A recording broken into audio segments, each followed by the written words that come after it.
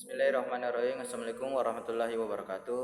Perkenalkan, nama saya Ferdi dengan NIM 24 OSP 040 dari jurusan Otomasi Sistem Permesinan. Di sini saya akan mempresentasikan seputar generator listrik yang dimana dosen pengampunya adalah Bapak Taufik Mukhtar STMT. Dan di sini saya akan menjelaskan beberapa bagian. Tanpa banyak kata, mari kita masuk di inti video. Baik, di sini saya akan menjelaskan bagian A, yaitu nomor 1, di bidang pekerjaan mana diaplikasikan mata kuliah mesin listrik, khususnya pembahasan generator listrik.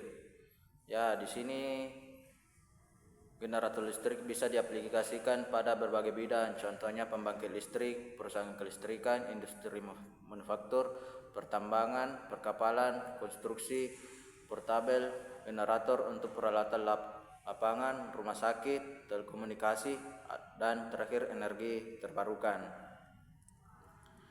Dan nomor 2, apa itu mesin listrik?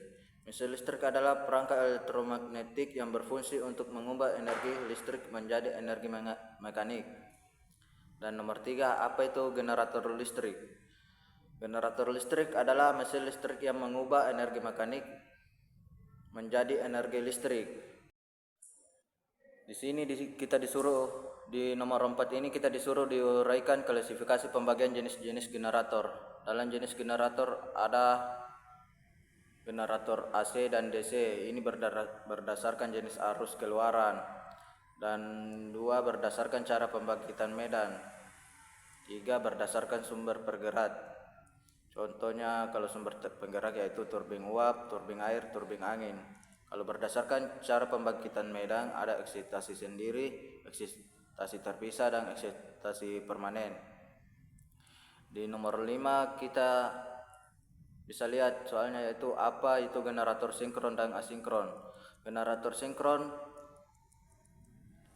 biasanya berputar sefrekuensi dengan medan putar stator. Umumnya dipakai di pembangkit listrik utama seperti PLTA, PLTG, dan PLTU dan menghasilkan frekuensi yang stabil. Kalau generator asinkron atau induksi, kecepatan rotor tidak sama dengan medan putar slip.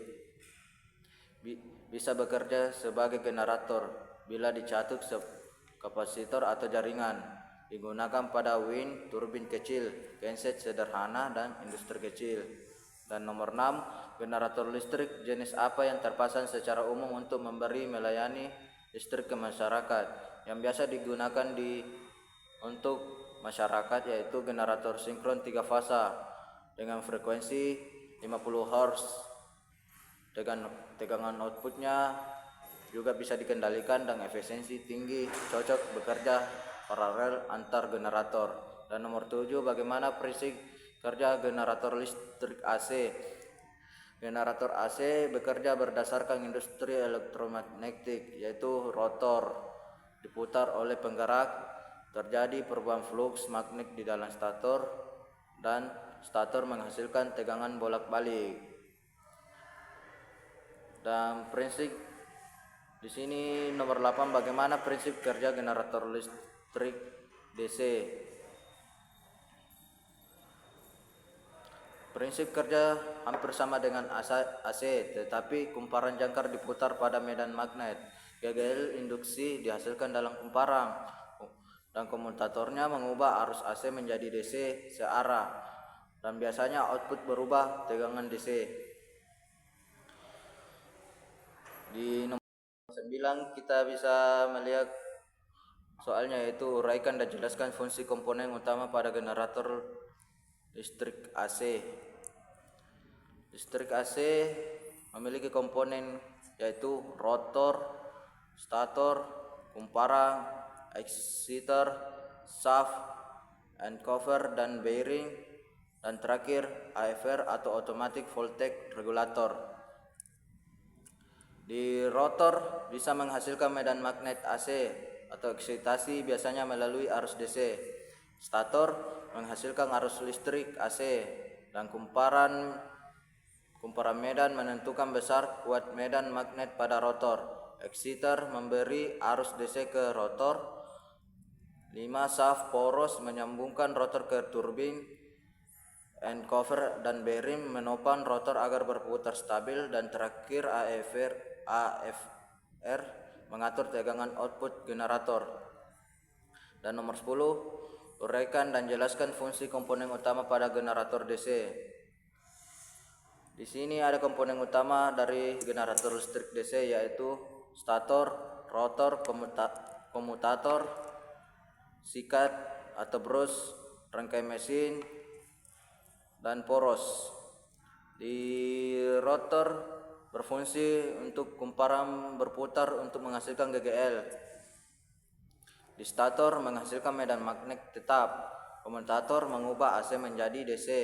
Sikat atau brus biasa menghubungkan komutator dengan beban. Rangkaian mesin, struktur, penahan dan jalur flux magnet. Dan terakhir poros menopang jangkar dan meneruskan putaran. Dan soal nomor 11 yaitu jelaskan istilah berikut seperti eksitasi. Eksitasi atau pemberian arus DC ke kumparan medan untuk menciptakan medan magnet. Di B, kumparan pada rotor atau stator yang menghasilkan medan magnet utama. 3, kumparan jangkar, kumparan tempatnya GGL induksi terbentuk. Dan brus, konduktor karbon yang memindahkan arus dari komutator ke rangkaian luar. Dan penguat sendiri, medan magnet dihasilkan dari bagian listrik output generator itu sendiri. Dan terakhir penguat terpisah, yaitu medan magnet diberi satu dari sumber listrik eksternal. Dan soal yang terakhir, apa perbedaan kutub dalam dan kutub luar? Di kutub dalam kita bisa lihat kutub magnetnya berada di dalam stator dan rotor mengelilinginya, cocok untuk kecepatan tinggi atau turbin uap. Konstruksi lebih kuat. Kalau kutub luar, kutub magnetnya berada di luar rotor. Rotor berada di tengah sebagai jangkar dan dipakai untuk kecepatan rendah, PLTA, RPM rendah. Dan di sini pertama bagian A kita disuruh mencari gelombang, yaitu A. Kita membuat gelombang di sini, yaitu modelnya seperti ini.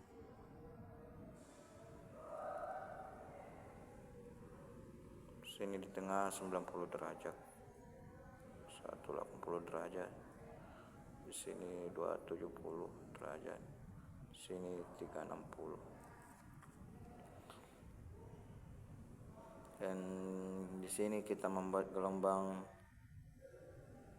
berapa dalam satu gelombang, berapa detik. Kita bikin dulu gelombangnya, terus kita bisa menggunakan rumus T sama dengan 1/F, yaitu 1/40 sesuai dengan NIM saya. Jadi jawabannya 0,025. Sini 0,025.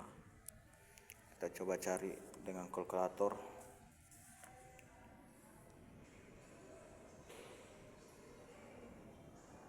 Sorry agak lama karena kita pakai laptop kalkulator ya. 0,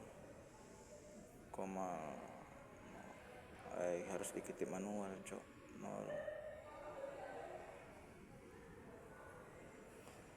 0. Mana komanya ini kalkulatormu?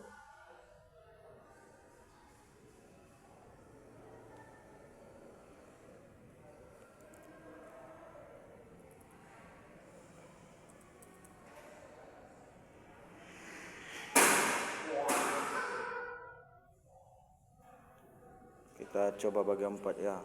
0,025 sama dengan 0,00625. Dan coba kita kali 2 ini berapa ya? Itu dengan hasil 0,0125 dan yang terakhir di sini 0,0 1875. Ya, ini waktu saat 90 derajat, ini waktu saat 180 derajat, ini waktu saat 270 derajat, dan ini terakhir 360 derajat. Dan di bagian B kita disuruh mencari nilai tegangan maksimal. Karena di sini kita menggunakan NIM, berarti nilai maksimalnya yaitu 40 volt. Dan di bagian C kita disuruh mencari tegangan saat gelombangnya yaitu 390 derajat. Kita menggunakan rumus 40 sin 390 derajat.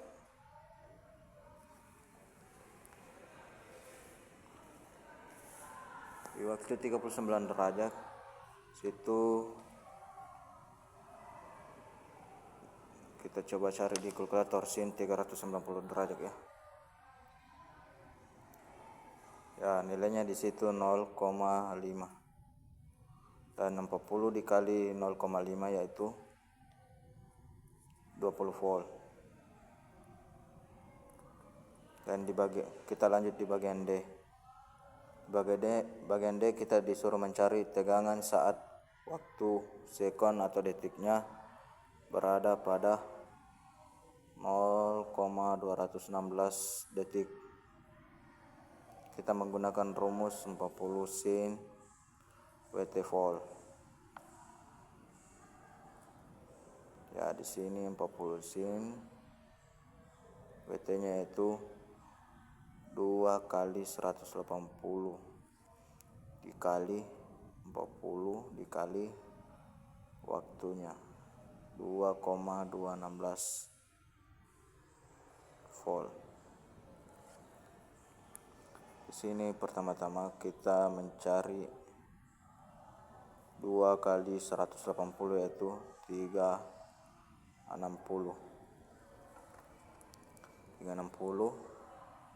dikali 40, kita kali satu-satu ya, 0,216 volt. Kita lanjut mencari bagian ini 40 kali 0,216, yaitu jawabannya berapa ini?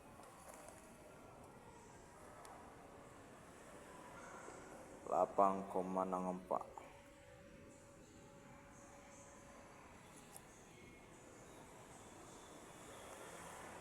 Terus kita cari sinnya. Kalau sudah dikali ini kita cari sinnya. Di sini nilainya adalah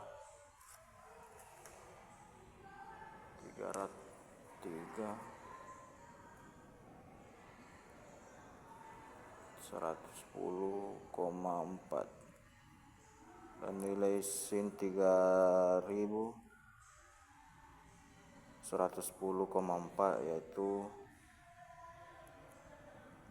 minus 0,770. Dan lalu kita kali ini, yaitu nilainya minus 30,82 volt.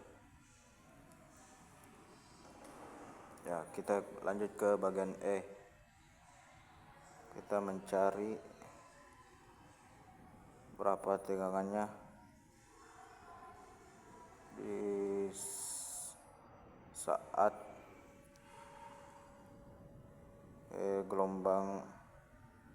gelombangnya berada di 40 derajat.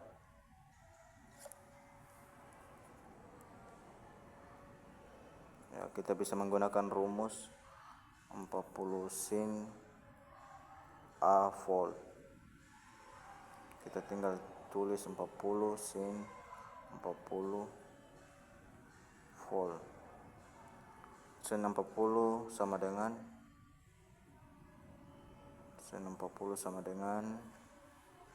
kenapa tulis sin lagi, 0,770 25,642. Jadi hasilnya yaitu 25,71 volt. Ini jawaban dari E, tegangan saat gelombangnya 40 derajat. Kita lanjut bagian F. Di sini kita disuruh mencari berapa tegangan saat waktunya 40 detik. Kita bisa menulis dengan rumus 40 sin Wt volt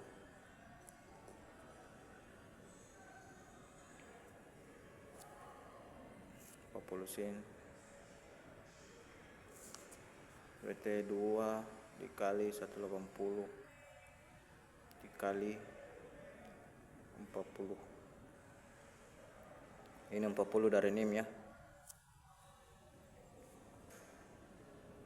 40 sin 360 dikali 40 berapa? 360 dikali 40 nilainya 14.400. Dan nilai sin 14.400 yaitu 0. Jadi 40 dikali 0 sama dengan 0. Di bagian G kita disuruh mencari tegangan rata-rata. Kita bisa menggunakan rumus 2 per 40 volt. Nilai ini adalah 3,14. Pertama-tama kita harus mencari nilai 2 per 3,14, yaitu dengan nilainya 0,636 dikali 40, dan nilai akhirnya yaitu 25,47 volt. 25,47 volt. Dan terakhir kita disuruh mencari tegangan efektif.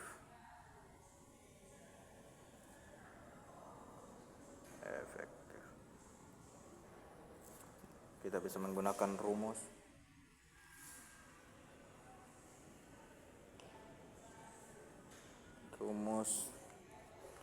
F max per akar 2.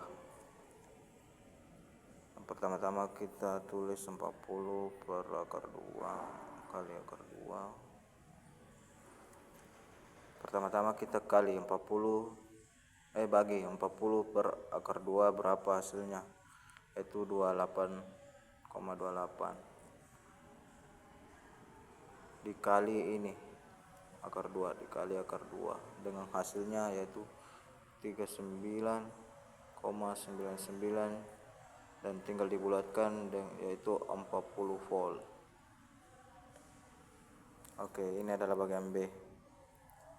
Ini setup jawabannya.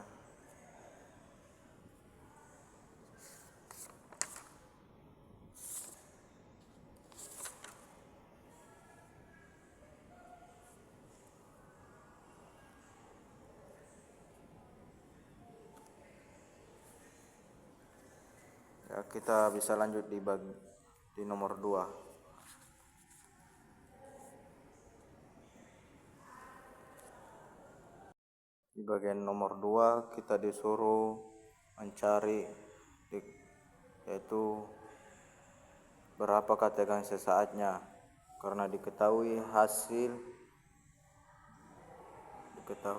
hasil pengukuran voltmeter pada stop kontak yaitu 40 volt. Jadi kita bisa menggunakan rumus V maksimal di sama dengan F RMS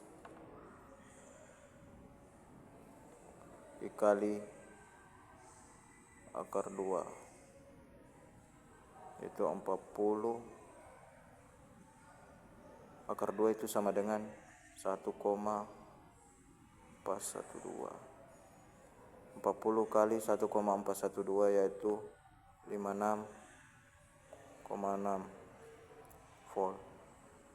Ini adalah nilai tegangan sesaatnya, 56,6. Kita bisa lanjut di bagian. Baik, di sini saya akan melanjutkan B ke C. Saya akan menjawab bagian C ini, yaitu pertanyaan pertama, ada berapa jenis beban generator pada generator dan penyebabnya. Secara umum terdapat 3 jenis beban generator, yaitu beban resistif, kapasitif, dan induktif. Perbedaan jenis beban ini disebabkan oleh sifat komponen listrik yang terhubung ke generator yang mengaruhi hubungan fasa antara tegangan dan arus. Beban resistif terjadi karena adanya hambatan murni yang hanya mengubah energi listrik menjadi panas atau cahaya, seperti lampu pijar dan pemanas. Beban induktif disebabkan oleh adanya kumparan atau lilitan yang menghasilkan medan magnet seperti motor listrik, trafo, dan kipas angin. Dan terakhir, beban kapasitif disebabkan oleh kapasitor yang menyimpan energi dalam medan listrik seperti bank kapasitor dan rangkaian koreksi faktor daya. Dan soal nomor 2 yaitu apa efek pada generator jika dibebani resistor murni. Jika generator dibebani resistor murni, maka arus dan tegangan berada dalam kondisi sefasa, artinya puncak arus dan puncak tegangan terjadi pada waktu yang sama. Dan berikut adalah gelombang sinus.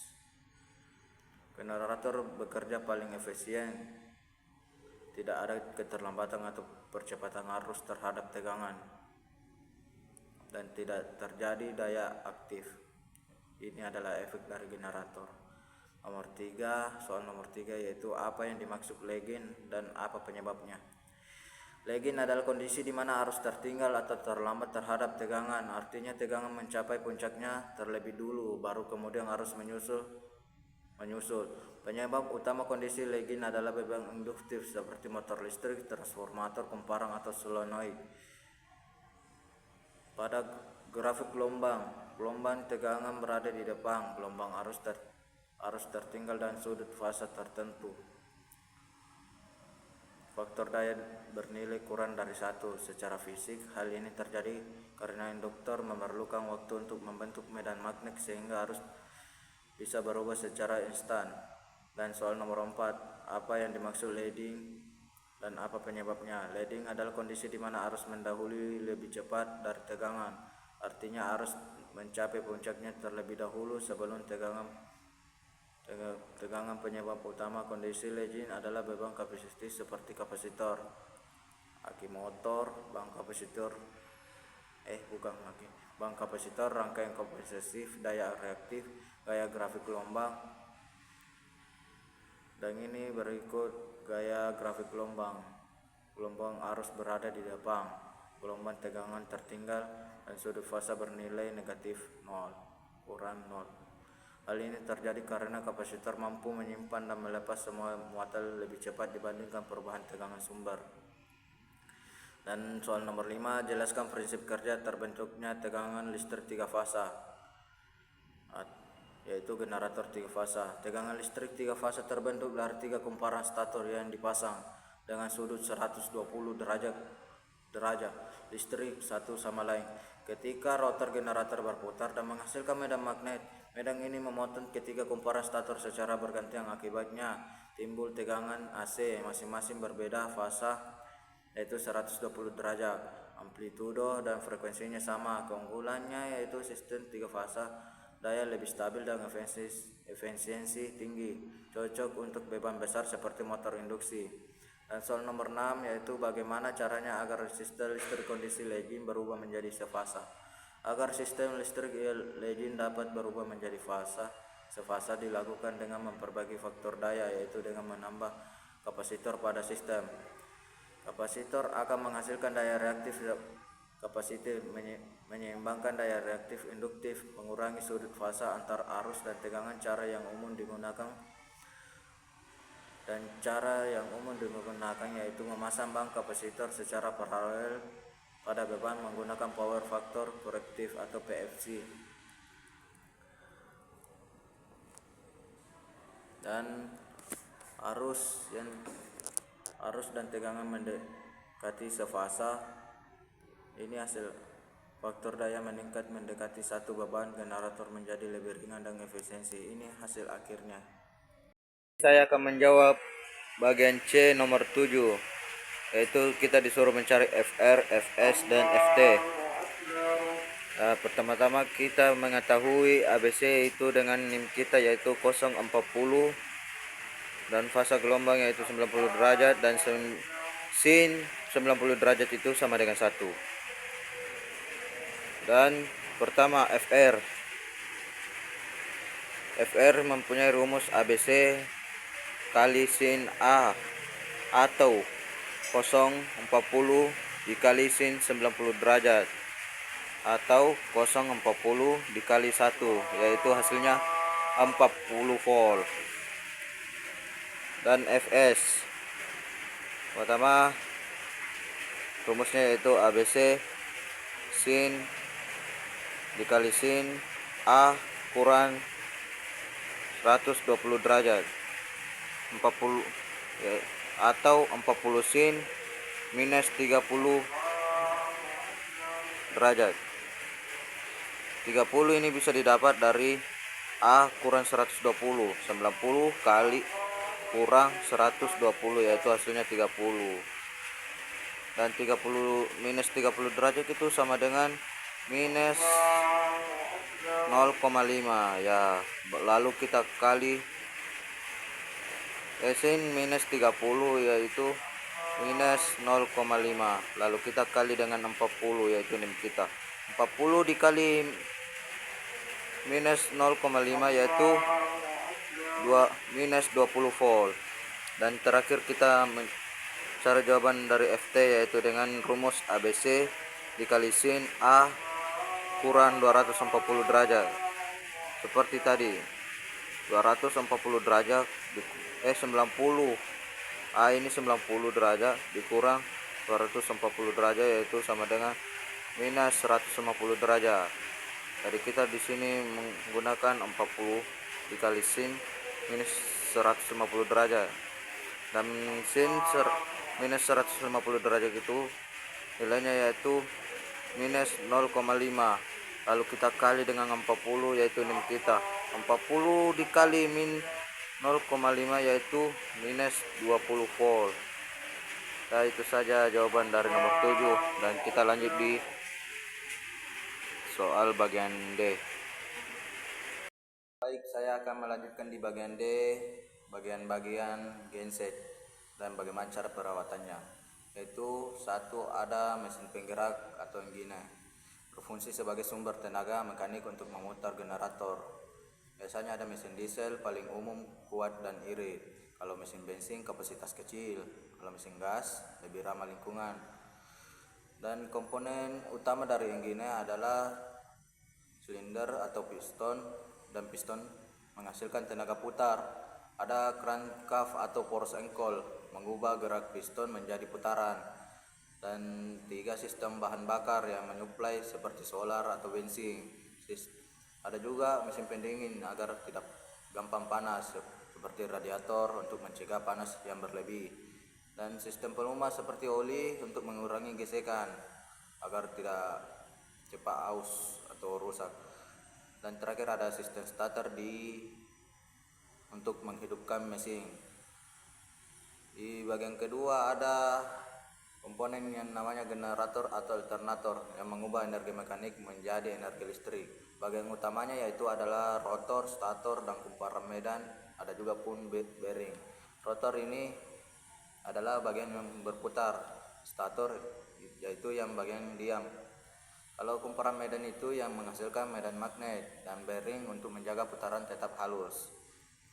Yang ketiga adalah panel kontrol yang berfungsi mengatur dan memantau kerja genset.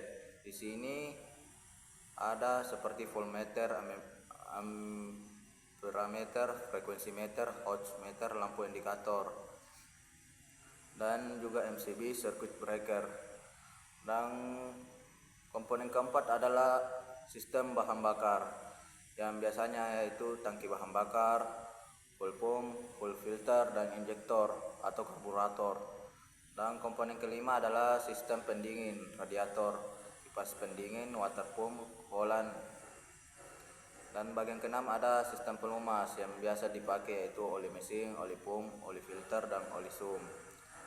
Dan komponen ketujuh yaitu sistem pembuangan exhaust atau knalpot atau muffler yang berfungsi membuang gas sisa pembakaran dan meredam suara.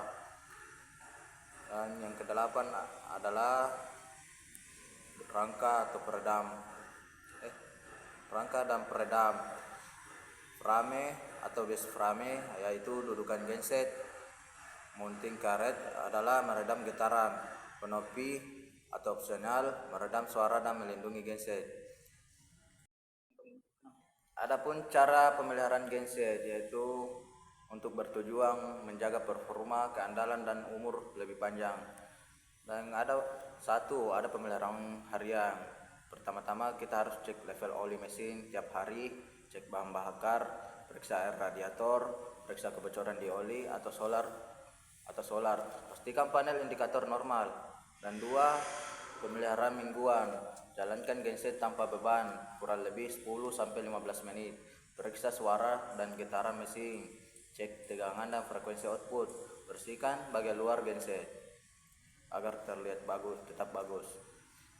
Dan ketiga ada pemeliharaan bulanan yaitu dengan cara bersihkan filter udara, periksa aki atau baterai, kencangkan baut dan koneksi kabel, cek sistem pendingin dan exhaust. Dan keempat ada pemeliharaan berkala atau per jam operasi yaitu ganti oli mesin kurang lebih 250 jam,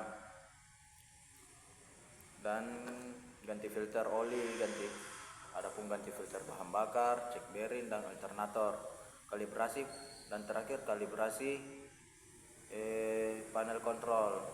Dan juga terakhir ada pemeliharaan tahunan yang biasanya dilakukan dengan overhaul ringan mesin, pemeriksaan penyeluruhan alternator, uji beban atau load test, dan penggantian komponen yang aus. Baik, di sini saya akan menjawab bagian E, yaitu jelaskan syarat dan cara kerja paralel generator. Di sini syarat paralel generator agar generator dapat diparalelkan dengan aman dan tidak menimbulkan gangguan. Terdapat beberapa syarat utama yang harus dipenuhi. Tegangan generator yang akan diparalelkan harus sama atau sangat mendekati dengan tegangan sistem atau generator yang sudah beroperasi. Frekuensi generator juga harus sama karena perbedaan frekuensi akan menyebabkan arus sirkulasi dan kejutan mekanik pada poros mesin. Dan urutan fasa sekuensi harus sama, terutama pada generator 3 fasa, karena kesalahan urutan fasa dapat menimbulkan hubungan singkat antar fasa. Selain itu, sudut fasa antara tegangan generator dan sistem harus sama atau mendekati 0 agar tidak terjadi lonjakan arus saat penyambungan. Untuk generator yang bekerja bersama dalam jangka waktu lama,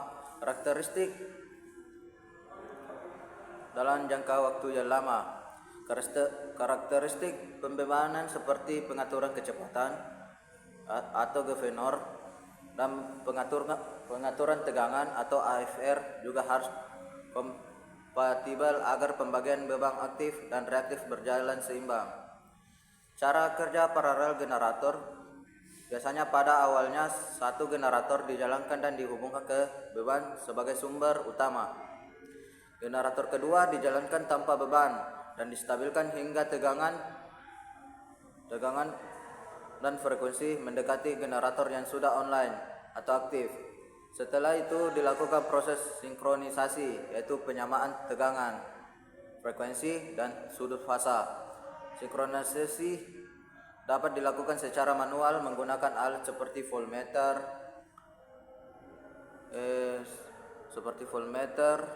apalagi itu frekuensi meter dan siskroskop, atau secara otomatis menggunakan sistem auto synchronize. Ketika kondisi sudah sesuai, pemutus tenaga atau circuit breaker, generator kedua ditutup sehingga generator tersebut terhubung ke busbar dan bekerja bersama generator pertama. Setelah pembagian beban terjadi secara alami sesuai pengaturan masing-masing. Beban aktif atau daya kilowatt dibagi berdasarkan pengaturan governor atau kecepatan putar mesin. Sedangkan beban reaktif atau daya kVAR dibagi berdasarkan pengaturan arus eksitasi atau AFR. Jika beban sistem meningkat, masing-masing generator akan menambah kontribusi dayanya sesuai setting dan ada selama operasi paralel. Sistem kontrol akan terus menjaga kestabilan tegangan dan frekuensi agar kedua generator bekerja sinkron dan tidak saling membebani secara berlebihan. Mungkin itu saja yang dapat saya sampaikan. Kurang dan lebihnya mohon dimaafkan. Sekian dari saya. Assalamualaikum warahmatullahi wabarakatuh.